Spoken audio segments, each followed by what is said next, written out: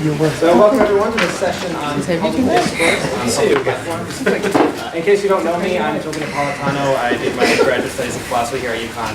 So I'm here primarily in my capacity as the editor of the Why We Argue podcast, which we'll hear about in the second talk.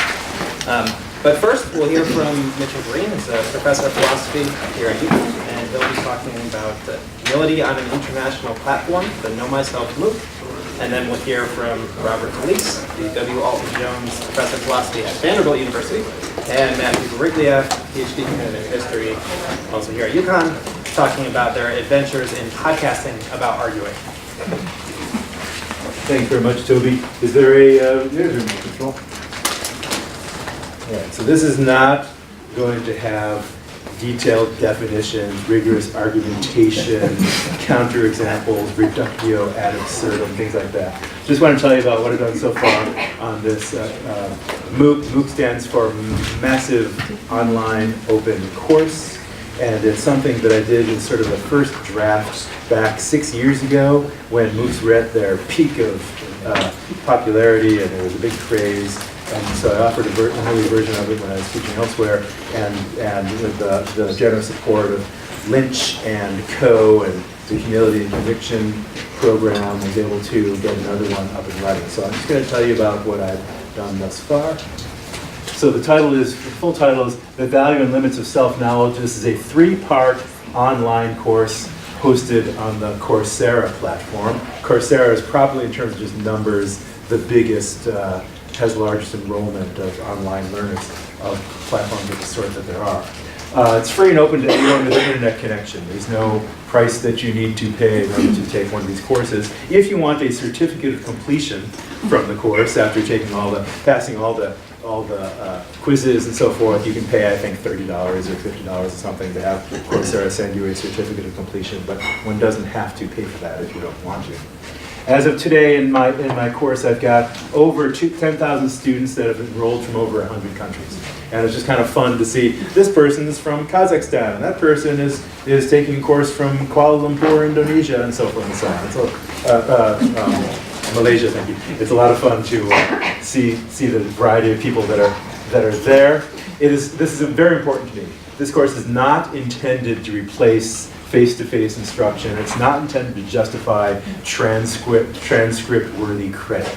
That is to say, if you were offering a course that was technical, that involved programming, for example, and you could legitimately have an automatic code checker determine whether somebody's code is properly written, I can imagine giving a course that was transcript-worthy on computer language or maybe statistical software or something like that. But unless someone provides me with 100 teaching assistants or something like that, I'm not going to have any way, because I insist on papers being a crucial part of the philosophy course, I'm not going to have any way of assessing people's work for a course of that kind. So I think at least in the kind of area where I teach, very far from being able to have this count as a course that you go in anybody's transcripts.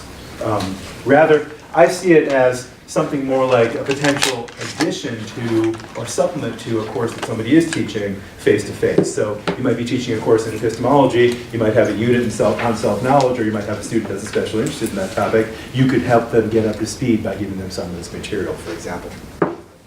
It makes intellectual engagement available to people lacking access to traditional higher education, due to, for example, limitations of geography. Maybe you don't live anywhere near a college or a university, maybe because you can't afford to pay tuition for a college or a university, or maybe because you've got a disability that makes it very difficult for you to get into a classroom, or an intellectual or physical disability in which sitting in a classroom is problematic. I've heard vignettes from many students over the years that have said, I find it difficult to sit in a classroom, it's just too upsetting or distracting, I can't pay attention, but I've taken 27 MOOCs and I feel like I've gained something from that experience, which I say, I'm here for it.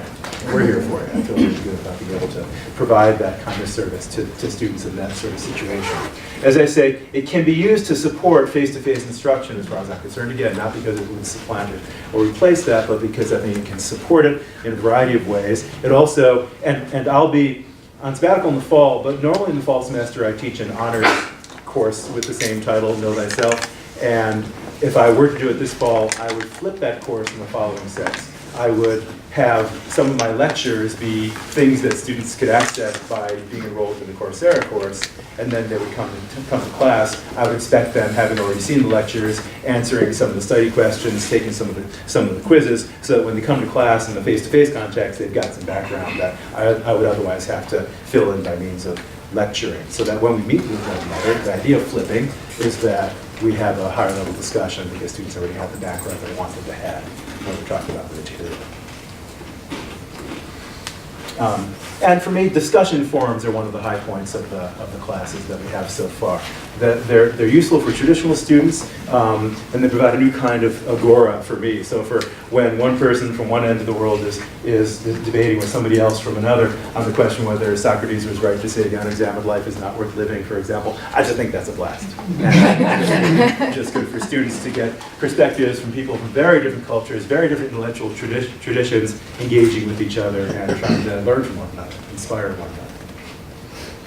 So right now what we have, or are fixing to have, are 3 modules. We've got 2 up and running at this point, the first one of which began last summer, is what I'm calling the examined life. It starts out with Socrates claiming that the unexamined life is not worth living. We talk about the oracle at Delphi. We then jump unapologetically to more recent, comparatively speaking, Cartesian approaches to self-knowledge, some behaviorist approaches to knowledge of the self, some little bit of metaphysics in the form of dualism and materialism, and for me, this is one of my obsessions, the value of clarity and rigor in thought and language connected up with the distinction between knowledge and dogma. So I spent a lot of time harping on the importance of understanding what you're saying, what you're trying to say, what somebody else's words mean, and so forth. And so I make sure students know about the story of when, I think it was King Croesus, went to the oracle of Delphi and said, "Should I attack that jerk Persian general over there?" And the oracle responded, "If you attack, a great victory will be won and an empire will be destroyed." So he went back down the mountain and attacked, and of course his empire was destroyed because he didn't pay enough attention to the potential ambiguity of the language. So I'm harping on that with my students as well. The second MOOC, which just launched back in January, is on the unconscious. Again, each of these is 4 weeks, and after a 4-week run, they repeat. And so you can enroll in the January iteration or the February iteration or the March or whatever. It won't correspond perfectly with the calendar, but it'll come pretty close. The second MOOC module is on the unconscious. That starts out with classical psychoanalysis. It looks at some post-Freudian movements of psychoanalysis with special emphasis on the work of Anna Freud and Melanie Klein. We look at recent work on the so-called adaptive unconscious with people like John Barge, Tim Wilson, Tyler Chartrand, and many others. Implicit bias naturally fits there. And we talked about various aspects of the emotions as well. And then the one that I'm working on right now that we hope to launch about midsummer is called Losing Oneself, and that's going to be a congeries of things, including topics on self-deception, what I call self-misleading, a sort of low-grade version of self-deception that I want to call deception, authenticity, failures thereof. That's supposed to, for those of you who might know, could connect you with the work of someone like Frankfurt, for example. Empathy, some Western approaches to personal identity, and again, freedom of will in the robust sense, in the sense of having freedom to have the will you want to have, as opposed to the metaphysical problem of freedom of will. And then we close with some Buddhist critiques of the coherence of the concept of the self. That's at least what we're planning on doing, and my method is to go into the bowels of Jorgensen Auditorium over here, not too far from this building, and find what used to be apparently a bomb shelter down in the bottom of the building, where it's also soundproof, and the videographer films me giving a lecture, and then he cleans it up a little bit, sends it over to some of the course technologists at the University of Edinburgh with whom we're partnering on this project, and they do more cleaning up because it needs a lot of cleaning up after I've done some lecturing. And then they will add various graphics to it. I've had a couple of students here in the digital media and design department provide some animations for the course, because my view is the less the viewer has to see me, the happier they'll be. So we try to animate as much as possible and give graphics of various kinds, and then after various kinds of editing and cleaning and adding of supplemental material, we're generally speaking ready to go.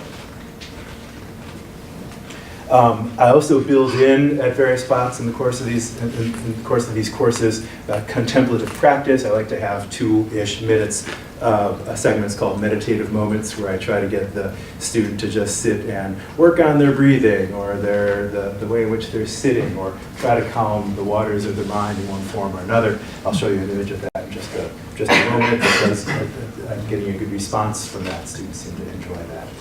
Especially if you imagine someone who's in a big city and they've got a lunch break and they're trying to make some progress on this MOOC they're taking from the University of Connecticut or University of Edinburgh, to have a couple of minutes where they're asked just to sit and focus. I think they, generally speaking, find helpful. And as I mentioned before, without talking about the concept explicitly very much, I do try to make frequent attempts to model intellectual humility from Delphi, clarity.language, and so forth on, when I, for example, criticize various of the outlandish, we now, I think, generally think, claims that Sigmund Freud and Pico made about the unconscious and the interpretation of dreams and so forth. I try to be careful about what would be involved in finding evidence for various claims that somebody makes about the nature of dreaming. And as I say, each module runs for 4 weeks and then repeats. I'll speed up. Within the module, I've got a format that goes as follows. Each week has a tripartite structure. The first one's called Learn. This is Coursera lingo, not mine. And that's about 8 lecture segments, each of which is about 5 to 8 minutes long. There are mini quizzes, discussion questions with pointers to discussion forums. There's a weekly quiz. And then there's beyond the minimum requirement sort of engagement, one of which is called Engage, which has more challenging discussion, prompts, and readings. And then there's a third thing called Go Further, which will often point students to primary sources as well as research article level reading, students that are really feeling ambitious. Here's what a student would see when they're at their computer looking at the course and what they need to do in a given week. So they might have seen video 1, Strangers to Ourselves, and they're getting ready to look at video 2. Then after the third one, they'll have to do a practice quiz and just work through their way through various assignments throughout the week. Nothing is intended to be terribly heavy or challenging. There's another thing of what you would see if you got to the point where you're watching a video of me trying to explain a little bit about how to have a meditative moment. Some readings. So I try to point students to readings that are outside. So here's a reading from a New York Times article about the nature of dreaming, in which the author tries to tell readers about our latest best science about the nature of dreams and what various symbols inside of them mean. I wrote a book, by the way, for the purpose of this course, as well as for the in-person course that I teach here. And so students are invited to get their hands on the book, but not required to. I think Coursera does not allow me to require students to read anything. Again, more outside readings, like Anna Freud is not very much known about outside of psychoanalytic circles, so I try to get students to know something about what she did and how she contributed to her father's work. Again, we also try to engage with some more difficult issues. For example, there's an article about gaslighting, which I warn students is actually kind of a disturbing thing to read, given the vignettes and the stories that the writers share, but important nevertheless. And gaslighting is kind of descendant of mid-century, post-Freudian psychoanalytic kind of thought, as far as I understand it. So here's what a student will see. You go to that particular part of the module, you get some questions to contemplate. When you're reading, you see a link to the BBC article, and also a little bit of a kind of warning saying this can be disturbing, and if you don't want to get disturbed, don't read it. We have comics. Existential comics, by the way. And we have dated music videos.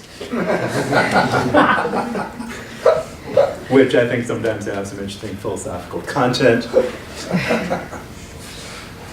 We spend time talking about sometimes images, that is images that come down to us from thousands of years ago, try to understand what's going on in the case here in which someone is consulting the oracle at Delphi, trying to figure out, and we might ask ourselves, what kind of question would we be inclined to ask? Why would we not want to try to answer it ourselves, for example? Think about the nature of our dreams. I have one discussion thread in which students are asked to share something about their dreams, if they can remember them. And they can, of course, always put that in terms of, I know someone who had the following dream. And we think about the difference between modern conceptions of introspection and ancient, at least Western ways of thinking about self-knowledge, which is not so much navel-gazing, but more about us understanding the kind of person you are in your social community. Introspection didn't make a whole lot of sense, I think, in 2,500 years ago. We ask about why do we want the things that we want. Many of us think that we'd be really happy if we won the lottery. I'm not sure that many of us would be right. We ask about human nature. I've got a module that has one lecture about human nature. Again, about urges, desires, impulses, what we can learn about ourselves from them.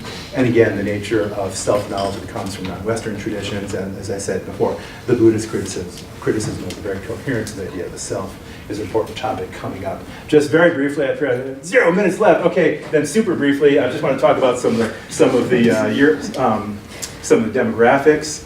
North America is the heaviest, is the most significant contributor of students, but we have lots from Asia and Europe. Most students involved are employed full-time. Most of them have bachelor's degrees, but some have master's. A few have none beyond a high school diploma, for example. A decent number have doctorates.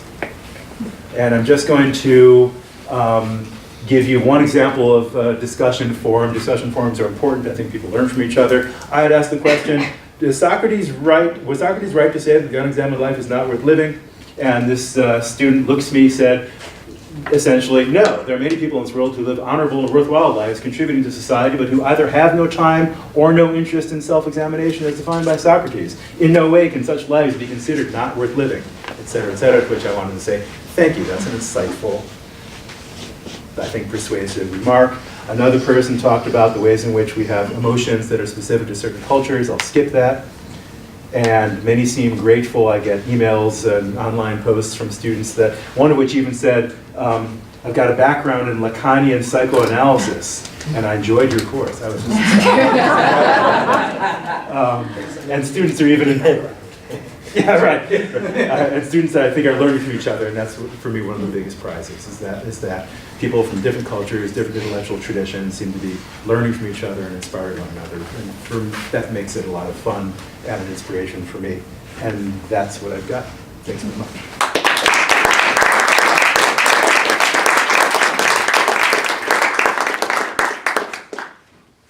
Okay, well, because we're already mid-transition to the reception part of the day, we're going to keep this relatively content light.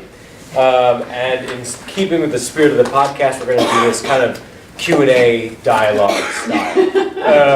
And I don't know what the Q's are. Yes. So we're going to keep Bob on his toes. So I'll start by saying that Why We Argue is a podcast. If you didn't know, it is a series of interview conversations between Bob, the host, political philosopher at Vanderbilt University, and varying scholars in different fields, philosophers, political scientists, historians, anything I get, some sociologists I think thrown in there. Mostly lawyers, about couple lawyers, yeah, some politicians maybe. Talk about their most recent work, but mostly thinking about political discourse as it exists, not just in the United States today, but in the world at large. So just a few stats before we start. So Why We Argue has had over 50,000 downloads since we started, I think about 2 years ago. Downloaded in 98 countries, so you beat us by 2. Okay. So we have 37 episodes, including one that will be airing this Tuesday, 2 of which have been kind of mashup episodes of different talks that we've had hosted by Humility Conviction, including last year's political polarization workshop. 2 have been hosted by me, most by Bob. Yeah, and so I guess we'll start asking you questions. So this isn't your first podcast. You've had another successful podcast as well. I'm classifying this as successful. So why podcasting? What do you think lends itself, if it does lend itself, to having discussions of this kind? And also I'm going to ask you to run through, how do you pick a scholar you want to invite onto the show? How do you come across their work? How do you reach out to them? What are the kind of criteria you've been looking for? Okay, good. So first, why podcasting. So why this podcast might be a place to start. So roughly just Michael just approached me with the idea, right? Isn't this how this is? So I do, as Matthew had mentioned, I co-host another podcast called New Books in Philosophy, which I've been doing for 9 years, which posts 2 episodes a month. I read 1 book a month, the other the co-host does the other a month. So I've been in a book of the month club in philosophy for almost a decade now. And that podcast is very successful in all kinds of ways. 10,000 downloads within the first 2 weeks or something of each of the episodes. And Michael appeared on, am I right, getting this right, Michael? You appeared on that podcast. Yes. Yeah, right, okay. And then when the project was getting off the ground, Michael said, hey, Bob, maybe we could do a podcast around the themes. It was Matt's idea. Is that true? I was, I but did that's not know all right. I'm learning all kinds I'm of having things. humility. I'm willing to accept it might have been a big communal decision, but Well, we're all being intellectually humble here. Yeah. It was really Matt's idea. I'm very happy to hear that. So anyway, the idea came that this could be part of the project, and seemed to me like it was a good idea. So I said, sure, why not? We called it Why We Argue. I have a co-authored book with Scott Aiken of that same title that is about public and political argumentation and disagreement and how to repair bad arguments and all the rest.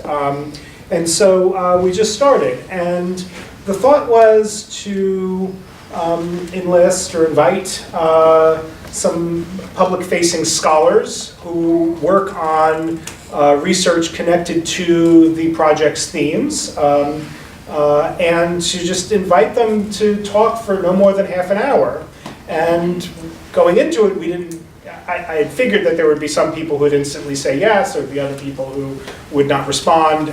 Some people would just say no. And it turned out that as we started shortly after the election and producing episodes, that first season of however many interviews that was, 8 to 10 or something like that, there were a lot of interesting political thinkers, political philosophers, political theorists, sociologists, who very quickly agreed to just talk to this, in many cases, a stranger, about what I pitched to them as, I just want to talk to you for a half hour about what to make of the election.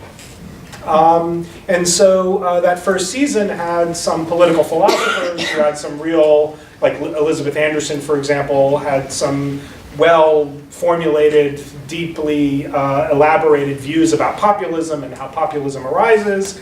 And then there were others, Bill Galston, who is, he's a political theorist, but he's at Brookings. And he had views about sort of more nuts and boltsy politics things and how polls work and what happened with polls. Ilya Soman, who is a legal theorist, and does a lot of work on public ignorance. He is a libertarian politically. He thinks public ignorance means that we should be libertarians.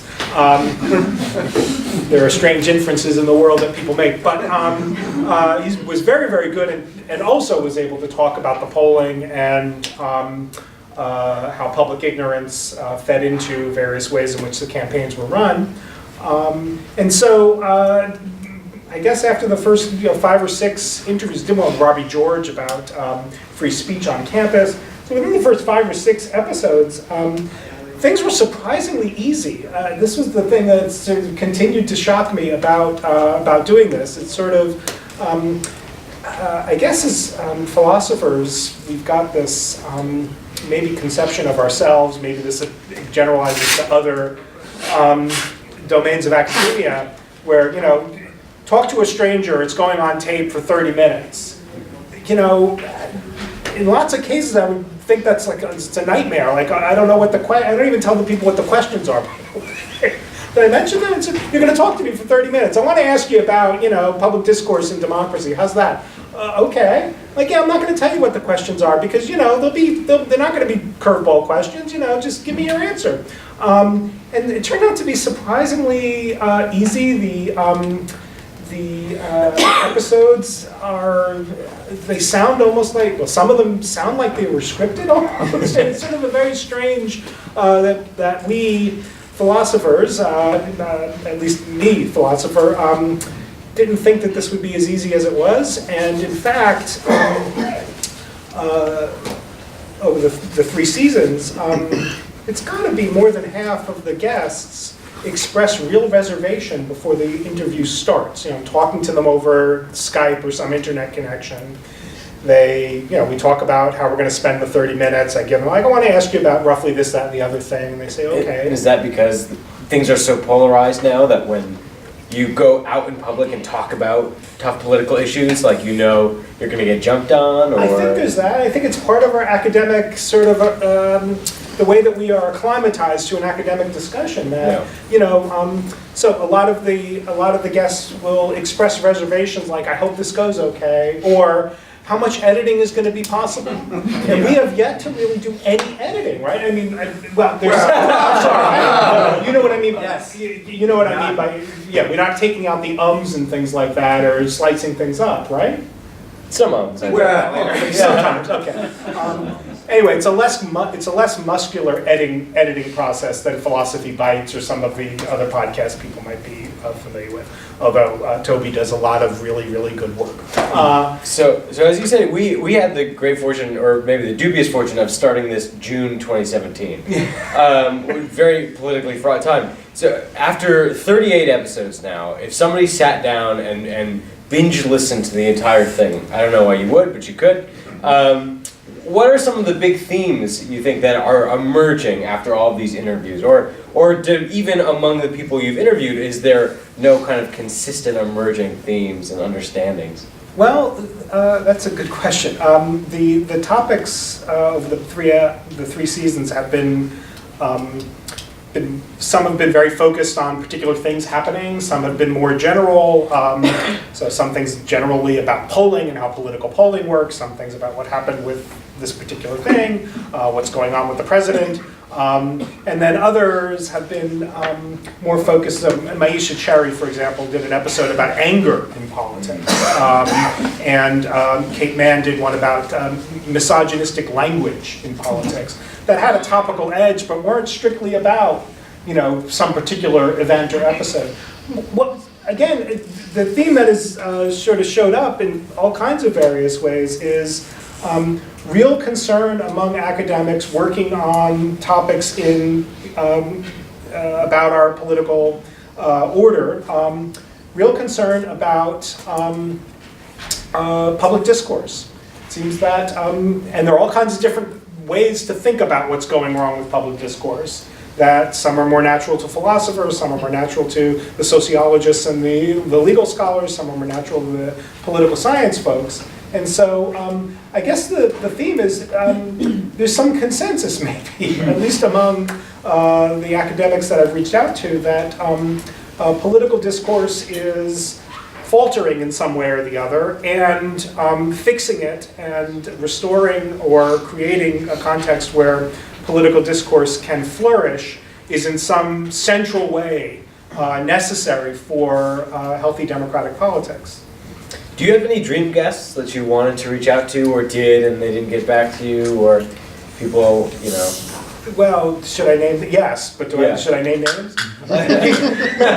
Brendan. No. There were a couple. I was I was saddened when Cass Sunstein said that he was too busy to do it. He has a new book called How Change Happens, and one of the themes of a couple of the episodes of the third season have been about various things, and then one of the big questions that comes at the end of each of those episodes is, how do we change this? And I thought that getting Cass on to just talk about how social change happens in big and small ways would have been a nice way to wrap up the third season. Alas, he's too busy talking about how change happens with other kinds of, so he wasn't able to do it. But we had Michael Sandel on, so I was also shocked by how many people just kind of instantly said yes. Did you ever argue? Did you ever argue with anyone? Well, this is, again, one of the things that goes out when people say, yeah, I'll do that. I send them a a sheet that sort of gives a description of the logistics and all the rest, and emphasize this is a podcast called Why We Argue, but it is actually not an argument or debate program. That is, you're not coming on to argument. We're talking about argument. And so, There were moments it felt like where you challenged, you pushed back against some people. yeah, just for the sake of helping them get clearer. Just for the sake of bringing clarity. Yeah. And I guess finally, is what work do you see in an academic sense left to be done? You've done all these episodes now. You've talked to all these great scholars, all these people thinking about discourse and politics. Is there somewhere you'd like to see these fields go? Is there a topic that you really hope that you'd find somebody working on that you didn't really quite find yet? Or Yeah, that's a good question. I wish I had that question in advance. How we do it and why we argue. Yeah, I know. I'm on the other end now. There's still a lot of topics that I wish I could have had people come on and discuss. Now that the project is ending, I don't know what the ultimate fate of the podcast is. We did one. We didn't do an episode explicitly on fake news.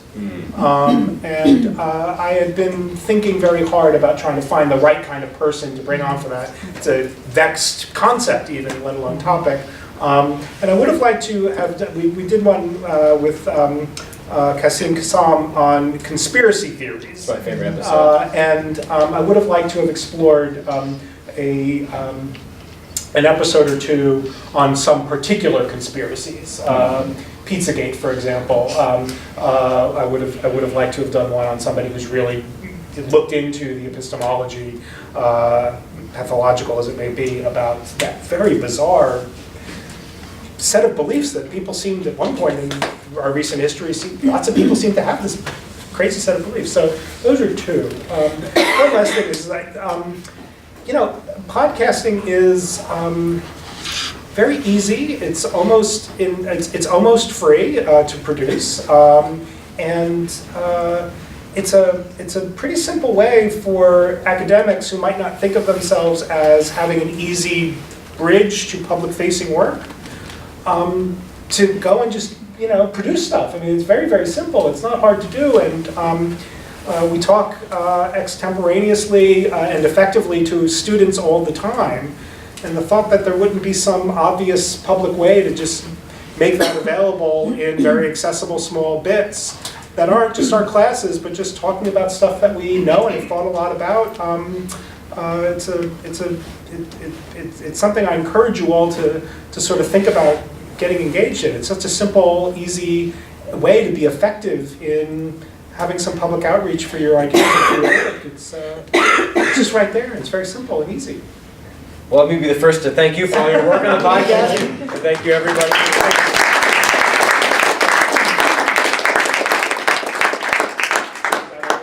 That's it. Leave your hands up for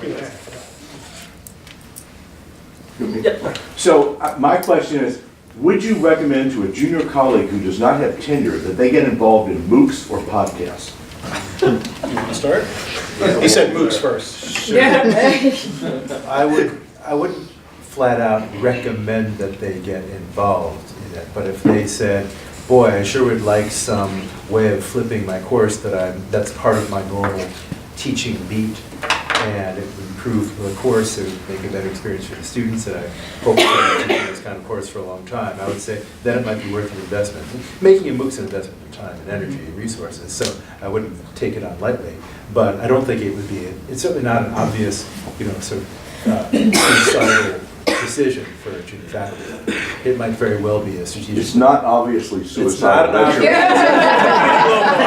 It's pretty low. That's okay. I just want to get straight with the answer. That's okay. As for podcasting, so from the point of view of institutional job security, the building of one's career, working one's way towards tenure and promotion, the answer is a flat no.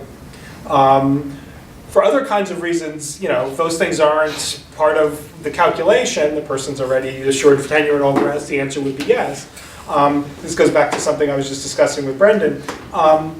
We've got, at least the institutions I'm most familiar with, administrators like to talk about the goodness of this kind of public-facing work. And they like to be encouraging of it, and they like to say how supportive they are of it.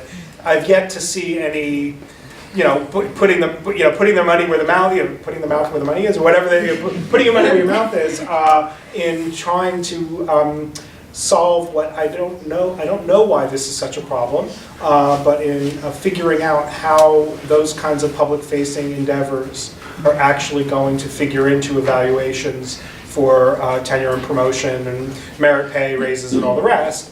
And so until they figure that out, it doesn't seem to me to be hard to figure out. Until they figure that out and actually put things in place that can sort of respond to, can react to the value of the work that they already admit to, no, the answer would be no. Is that the answer you were expecting, or? Yes. Yeah. It's risky, and it shouldn't be. And it shouldn't be. I Yeah, agree. yeah. Brendan? So I have a softball question of just kind of intellectual curiosity, and then a hardball question of like real, actual stakes. And so the first one is for Mitch. I'm curious about the place of religion, and I thought it was very interesting you go from Socrates to Descartes. And I just wondered, in the third part, which isn't done, we bring sort of Buddhism in.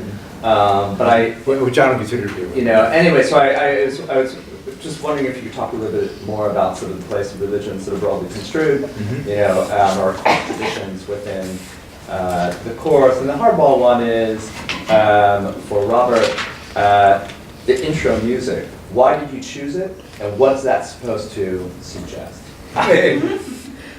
What is the intro? The intro There's two different. Yeah, so you're talking early why we argue or later why we argue? Well, all of the music choices. So I want to hear about this. Wait, don't we get the softball first? Yeah, We do the softball first. Well, part of the answer is the simple, I don't feel as qualified to talk about that stuff, because that's just not stuff I know as much about, so I want to be careful about that. I expect to sort of take these individual modules sort of offline for maintenance, as it were, every year or two. And when I do this for the Examine Life one, I want to go back and look more at the meditative tradition leading up to Descartes. Teresa of Avila and so forth, the people I want to get more familiar with, but it involves just my learning about that stuff because I don't quite have any expertise. So I've got to get up to speed with that and then think about whether I could usefully build that into one of the lectures, one of the weeks of the material. So I'd like to do that. I generally, in my MOOCs, studiously avoid religion and politics. I prefer to stay fairly far away from them because that tends not, in my experience, to be a very productive space to go into pedagogically. So I prefer to try to avoid those. But I'd also say, in the Buddhism case, I don't consider Buddhism to be a religion. Yeah, no. And so that's just I consider that just a philosophical critique of a certain line of thought. Yeah, cool. Music. Well, why don't you talk about the choice of the original theme song? I have very questionable musical tastes. And I'm not sure if I'm remembering this correctly. It could have been the Sex Pistols, actually. What's that? It could have been the Sex Pistols. It could have been, yeah. Was it the Offspring? Was it the Police, the original song? I think the Police Driven to Tears was the original. Because it's a cool riff. I don't know. There was that might have been one of sort of. I said, look, here are just things that I'm suggesting. I don't care what the music is. Don't trust my judgment about music. And I'm not remembering how that decision got made. I don't know either. But then Toby came aboard and we upped our production value a little bit. And A lot. yeah, a lot. And the new theme song, you composed it. Yeah, there were concerns about fair use with the other thing. Yeah. It might not have been. There were concerns, it was illegal. Those were actually the concerns. They were the concerns that someone had. Might actually have to. I'm going to ask that by our legal counsel. So I came up with a couple of cool riffs. Police-like. Yeah. Not that it- Well, that was the hardball question? Sir. Yes, hi. It's a two-part question. One part is for Mitch and one part is for Bob and Matt. And it really emerges from Walter's question before about scaling and creating a dialogue that would be in the format that you're using, Mitch. So I'm really encouraged by the fact that you said you can actually implement contemplative practice in this online format. So the question is kind of emerging from what was shared before about dialogue. Considering that dialogue uses reflective practice and there's time for contemplation and strict rules for engagement, essentially holding the space so others can find and hold each other in conversation. My question to you is, do you feel that there's potential for engaging in a dialogic format in an online format? And my question for Matt would be, I ran a dialogue a couple of years ago, and there was an NPR journalist in the room who had this transformative moment.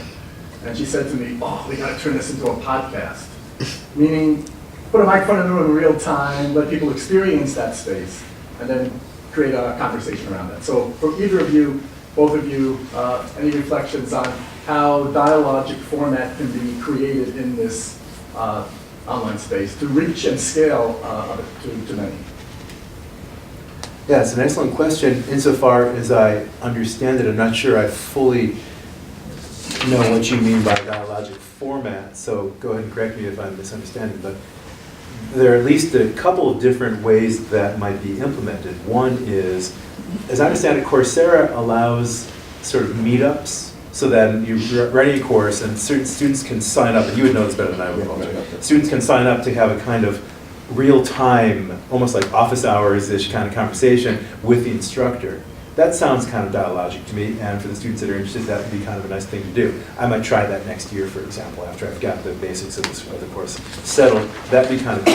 And then another way of thinking about dialogic format might be something more like this, where students are asked to participate in such a way that they answer a question or forward an idea, and all students are then invited to take a look and give potential responses, and then some of the best responses are selected as being good contributions to that conversation, where somebody, myself or a TA, is helping to kind of organize a conversation that we find useful for all the students in the class. That's another, it's not quite real time, there's a lot of vetting and so forth that have to go on, but that could both model good intellectual practice, it could be a way of helping students grasp an idea that's relatively esoteric, et cetera. Because remember, there aren't any entrance requirements for this course. You can just sign up and it's free. There's no selection and no admission scandals either, fortunately. So there's a whole variety of backgrounds for students, but this could help students get up to a certain level of understanding, at least if they participate in or are able to comprehend the main points of the dialogue. And I've got, in some of my research, I've thought some about the nature of conversation. I think I can say something about what different types of conversations are. So I can organize those dialogues in terms of the types of conversations that I believe exist, and they would have different distinctive norms depending on the conversation we have. So that's worth a try. But then again, I might be speaking completely past what you had in mind. Those are just my two potential interpretations. Well, the only prerequisite for participating in dialogue is having had a lived experience. So it's lived experience. Open to the public. Yeah, right. And I think it could be very useful. No, why don't you take it? Yeah, so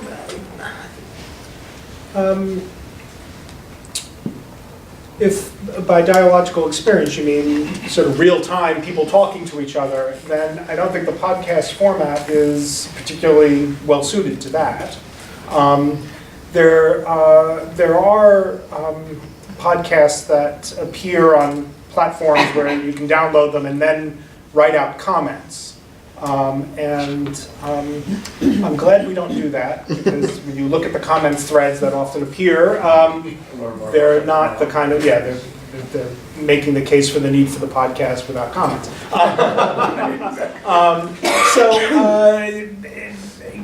The feedback that I've gotten, sort of informally, by the way, from people who've just written me saying that they've started downloading the podcast, has maybe been facilitating what you're calling dialogue in a less direct way. And so, I heard that interview that you did with Eddie Glaude. This is the recent email I got, and it gave me some things to think about. And then, later in the week, I had a conversation with a couple of people, and, we all went then and went, my friends went and listened to the episode too. And so having a short, accessible discussion of some particular topic where it's just me and the guests, sort of talking about something, helped to facilitate some more dialogical encounter among people who just happen to listen. Well, we are actually out of time. Sorry. Thank you guys so much.